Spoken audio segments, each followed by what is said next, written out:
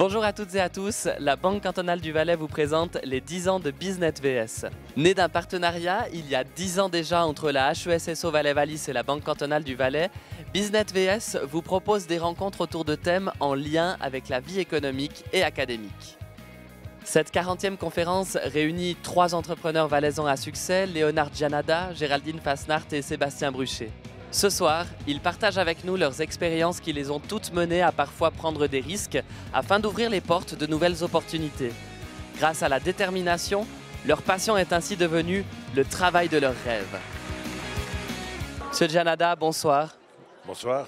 Merci d'avoir participé à cette soirée. Je crois que ce n'est pas vraiment le genre de soirée auquel vous êtes forcément habitué ou que vous appréciez spécialement. Pourquoi avoir accepté de venir aujourd'hui ? Parce qu'on m'a formulé la demande d'une manière sympathique et puis, encore une fois, en fin de parcours, il n'y a pas de raison que si je peux faire quelque chose, apporter quelque chose, je ne le fasse pas. Si vous preniez le temps, peut-être, oui, de remonter dans le temps, de revoir le jeune Léonard, quelle qualité avait-il pour devenir l'entrepreneur qu'il a été ? Moi, je crois que le travailleur, je suis travailleur, ça n'a pas été facile en sortant d'études classiques au Collège de Saint-Maurice d'entrer à l'école polytechnique. C'est très difficile même, ce n'est pas la filière normale. Mais en travaillant, on arrive à beaucoup de choses. Et puis, beaucoup de conscience professionnelle. Essayer de faire bien les choses, soigner le détail. Sébastien Bruchet, bonsoir. Bonsoir. Vous êtes le directeur des Delweiss Market ici en Valais, 29 enseignes aujourd'hui. C'est joli, hein? Oui, c'est une jolie croissance, effectivement, oui. En combien d'années? En 8 ans. On va faire fêter les 8 ans début décembre. Quel est le secret de ce succès, selon vous? Le secret, il n'y en a pas vraiment. C'est beaucoup de travail, beaucoup d'engagement et puis surtout de la passion pour ce qu'on fait. Je pensais que vous alliez me répondre l'humain. Oui, l'humain, bien sûr qu'il est là, hein, mais de nouveau, sans passion, c'est difficile de transmettre quelque chose au personnel, à l'humain, à nos clients, etc. Donc il faut d'abord la passion. Et effectivement, après, l'humain est au centre de tout. Parce que c'est là où on va véhiculer nos valeurs et puis continuer d'avancer. Quelle est, selon vous, la principale qualité qu'il faut pour être entrepreneur?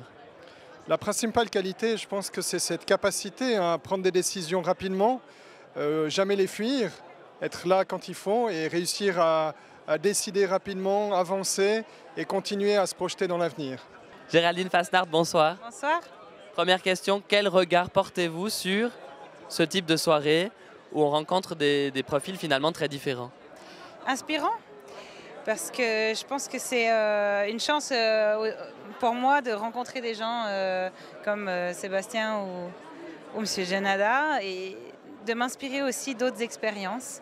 Et j'ose espérer aussi que d'autres personnes dans le public auront su s'inspirer de ce partage de vie.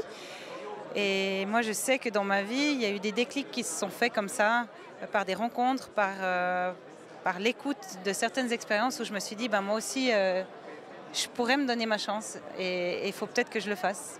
Et il y a un moment où on prend la décision. Est-ce que ça a été la décision la plus difficile de votre vie?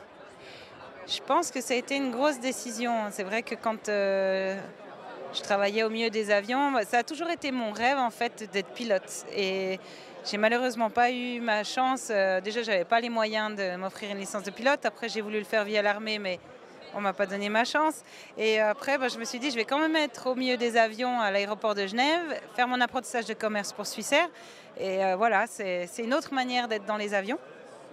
J'ai réussi à avoir mon job de rêve que j'attendais depuis toujours. Et à ce moment-là, ça faisait depuis l'âge de 15 ans que je rêvais de participer à l'Extrême de Verbier. J'ai eu enfin ma wildcard, mon invitation. Et je me suis dit, j'ai pas envie de rêver ma vie, et j'ai envie de vivre mes rêves. Et l'Extrême, c'est mon rêve depuis toujours.